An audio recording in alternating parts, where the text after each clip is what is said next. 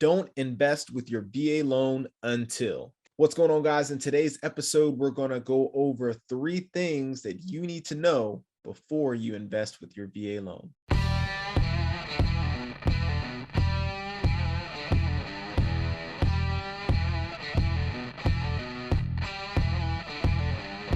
What's going on, guys? My name is Dan Wynn, and welcome to another great episode of the Military Cashflow.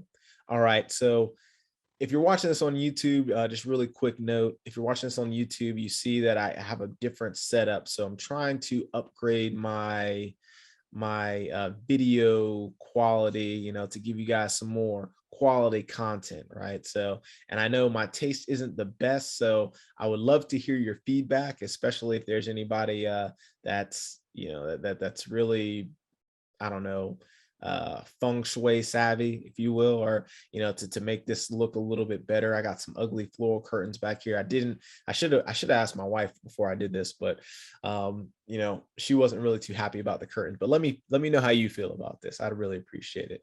Give me some tips about this. And also, while you're there, you might as well hit that like button, hit the subscribe button, hit the notification bell so you are getting our video notifications. And also, just like I said, leave a comment below. We really appreciate those. And if you're listening to this on podcast, then check us out on YouTube and leave those comments. And you can see this funky background that I have set up, and you can comment as well. Let me know. Help me get my feng shui on, With that, today's episode, we're going to talk about some things that you need to know before you invest with your VA loan. So don't invest with your VA loan until, number 1, you have a solid financial foundation. Now, I'm talking about a financial foundation for the actual asset.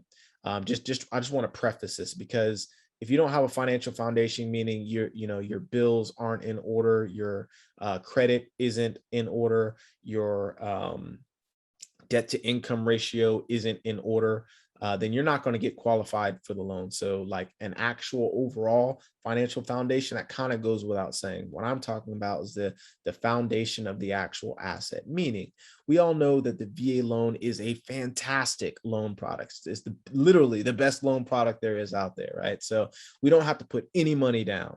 There are no loan caps, meaning you can, if you go to a bank and you qualify for a $2 million loan, then guess what? You can use that to buy a VA loan. You don't have to put anything down, and you can also get up to a 4 unit. So if you qualify for a loan, there's no loan caps if this is your first time using it, and that's an addition to the 2020 upgrades that they had on the VA loan. So we all know that the VA, there's no other loan product out there that you can put 0% down. There's no loan cap.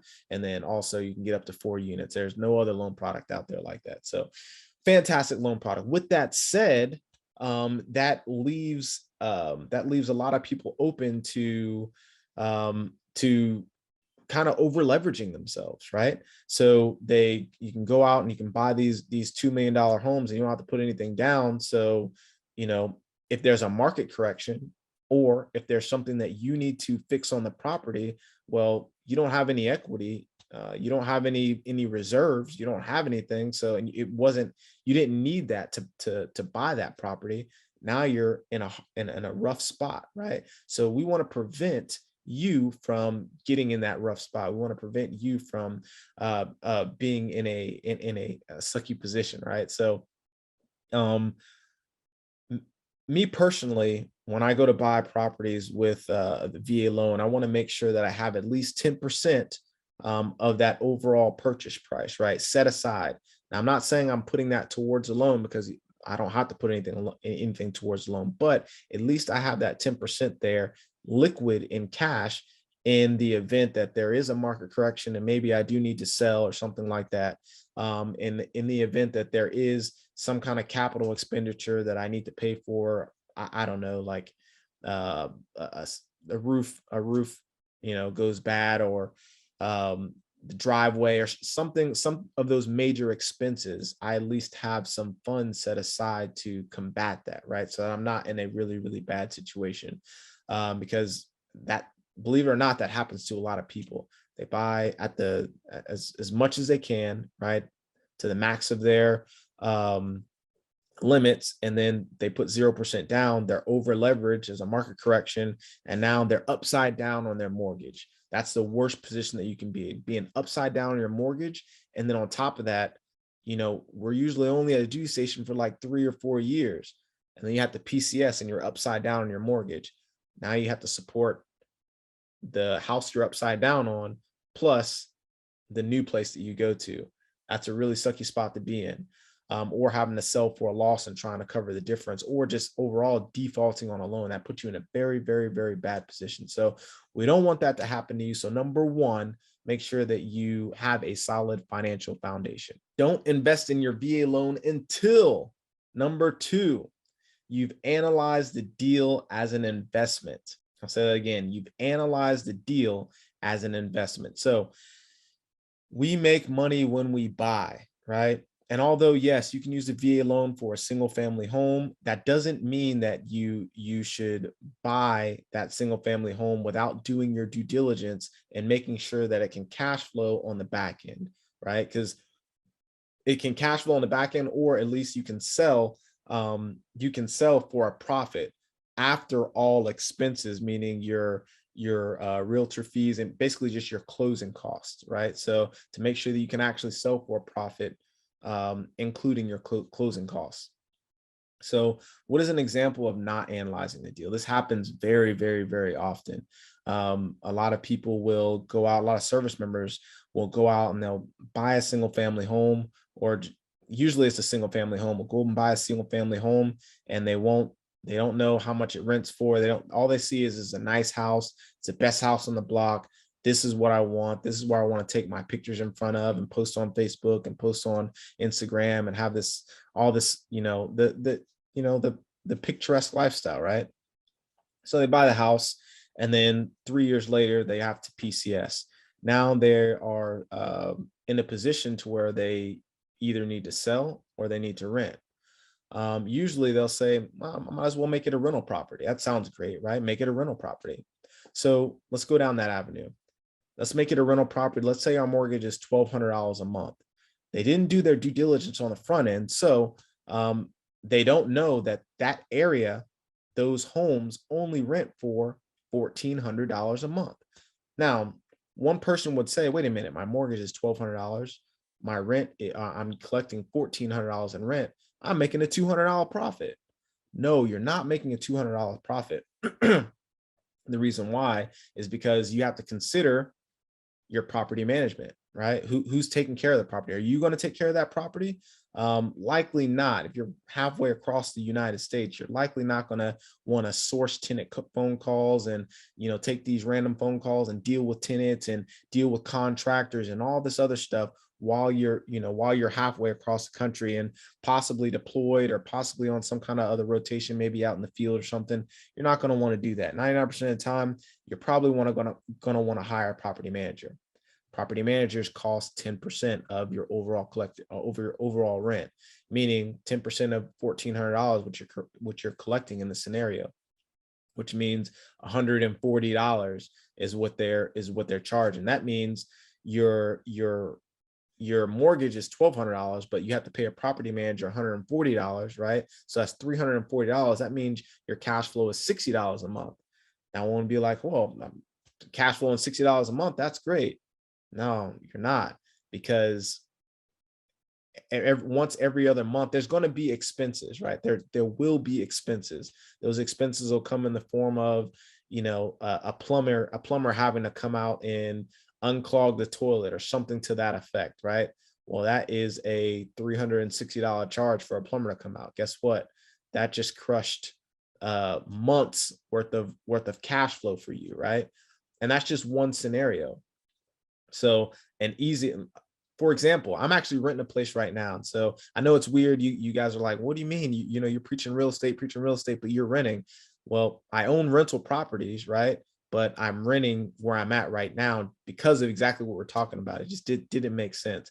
For example, I just had to call the property manager and have them change the AC. The AC went out. That was literally a $600 job, right? That would have been 10 months of cash flow for that person in the scenario we're talking about, right? So they were paying $1,200 a mortgage, $140 to the property manager, right? And then add a $600 expense cost onto that, right? You literally just wiped out 10 months worth of worth of profits. Now, that's also not including any vacancy costs, because as you know, when a tenant turns over and moves, usually there's about 1 to 2 weeks, sometimes even 3 weeks before a new tenant comes in. And during that time, there's additional expenses because the home needs to get repainted or the carpets need to be cleaned. Those are additional costs that you're eating there, right? So you look at it in totality. That person that, their mortgage is $1,200 and they decided to use it as a rental, they're actually losing money. They're just slowly losing money every single month. You're not making any money. So because they didn't do their due diligence on the front end to see how much, it would rent for, or how much they could collect in cash flow after all expenses, they've kind of put themselves in a crappy situation. Now that's the rental scenario. Now going back to the selling scenario, let's say you decide to sell it. All right, I bought the house for $150,000 and now I'm selling it for $160,000 3 years later, $160,000 or $170,000 3 years later. Yes, I just made $20,000 in profit. No, you didn't, because you have to pay closing costs. And closing costs are usually somewhere between, can be somewhere between 6 and 8% of whatever you're selling the home for, right? So that, you really didn't make any money there either. So I say all this to say you want to make sure that you consider a few things when you're analyzing this deal as an investment property. You want to make sure you consider, what is the going rent for? You want to consider who's taking care of the property. How much is property manager charging? You want to consider, what are going to be your expenses, right? Usually you want to set somewhere between 5 and 10% aside to combat any of those expenses, right? So whatever you're making in rental income, you want to take 5 to 10% of that away and put that to the side to combat what's going on. Or you just want to have a large reserve, right? And then you're also going to want to consider the condition of your capital expenditures. Capital expenditures are just large items that typically take years before they expire, like a water heater or a roof or a sidewalk or not sidewalk, a driveway, or even a dishwasher, right? Some of those things that have longer life periods, but they cost money to actually change. So you're going to want to consider some of those things before you decide whether you want to turn it into a rental or you want to sell this thing. So consider that stuff on the front end to make sure that you analyze this deal correctly as a rental property. It's one of the most common things I see from service members before they, when they use their VA loan. They don't do the due diligence and analyze it as a rental property to make sure that they can actually cash flow before they buy that home. So I want to make sure you don't do the same thing. Don't invest with your VA loan until number 3, you have several reasonable exit strategies. You have several reasonable exit strategies. All right. I say reasonable, and I emphasize that point because oftentimes people have these pie in the sky dreams of how they're going to cash flow from their house. And it's based on just assumptions, basically. Right. So make sure, kind of tying it back to number 2, make sure you're doing your due diligence and you're analyzing as an investment so that you can truly identify reasonable exit strategies. Now, what do I mean by an exit strategy? How are you going to profit once you leave that asset, or once you PCS, or whenever you are done living in that asset? How are you going to cash flow, or how are you going to profit from that asset? Right? Here's a couple of examples of exit strategies that I always look for. I go down the list before I buy properties, right? So 1, can it be turned into a solid long-term rental that I can cash flow after all expenses, right? I want to be cash flowing at least $200 per door, right? Again, after all expenses, right? So is this a long-term hold? A BRRRR that can be an exit strategy as well. Is this a home that I bought on the front end that was kind of dilapidated and I could do some work to it? I actually did a video on this. You can go check that out. I think it's called like my first burr, or my first renovation, or something like that. Go check out our videos. We have a lot of videos. I've analyzed a lot of my personal deals. Mike's done the same thing. There are older videos, but go back and check them out, and you can see, how we analyze the deals and how we did all this stuff. Additionally, we have calculators now, like the Military Cashflow calculator, that you can find in our Facebook group. It's free. If you go into documents, you'll see it on there. You can look at our Military Cashflow Facebook group. You can analyze your deals that way, and hopefully that helps you. But going back to exit strategies, the burr method is an exit strategy. You can buy a home, right? A dilapidated home. You can go and you can renovate it. You can basically kind of do a live-in flip, right? I guess it's a modified burr. So burr stands for buy, renovate, rent, refinance, and repeat. Well, in our situation, because we have to occupy the residence, you can buy it, you can renovate it, you can live in it, right? Basically kind of a live and flip. And then once you PCS, you can rent it out. And if you've made enough equity, you can refinance it. You can take some money out, right? And then you can repeat the process.